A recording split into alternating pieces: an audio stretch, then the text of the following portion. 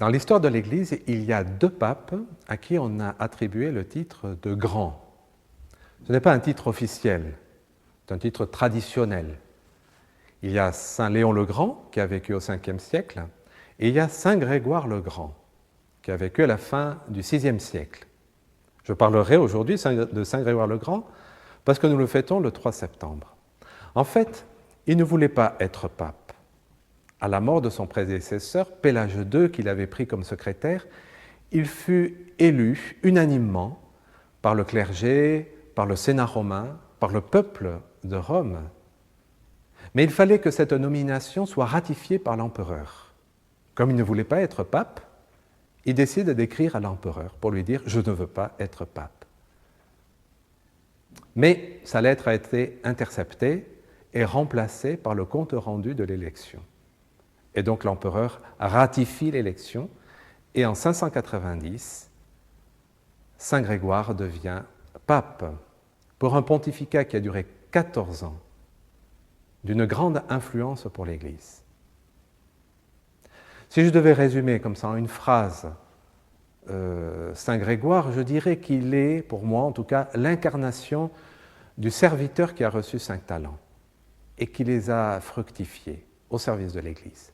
C'était un homme qui avait beaucoup de talent. Il était très cultivé. Il avait été préfet de la ville de Rome avant de devenir diacre. Mais il ne voulait pas être pape, il voulait être moine. Cela dit, il était conscient que, eh bien là, il devait accomplir la volonté de Dieu dans son ministère pontifical en mettant au service de l'Église tous ses talents. Il a entrepris une réforme de l'Église sur le plan liturgique ou administratif. Il a mis de l'ordre, par exemple, dans l'administration des biens temporels, qui n'est pas une question facile. Il a donné une impulsion décisive à l'évangélisation dans certains peuples d'Europe.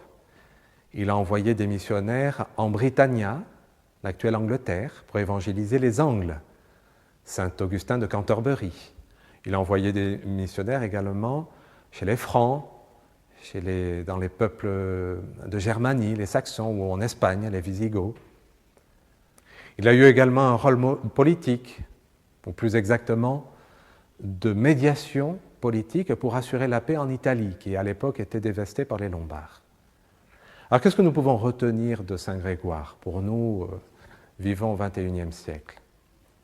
Je dirais d'abord ce désir de mettre au service de l'Église tous ses talents. Le Seigneur nous le demande. Et de prier peut-être pour nos pasteurs. Dans quelques semaines, nous avons le synode que nous prions pour le Saint-Père, pour ses collaborateurs, pour tous ces évêques et cardinaux qui viendront, pour tous les pasteurs, pour les prêtres, afin qu'ils soient conscients qu'ils doivent servir Dieu, qu'ils doivent servir l'Église, qu'ils doivent servir les âmes avec humilité. Saint Grégoire avait horreur des titres ronflants et prétentieux auxquels aspiraient certains ecclésiastiques de son temps. Lui, lorsqu'il signait des documents, il disait « serviteur des serviteurs de Dieu ».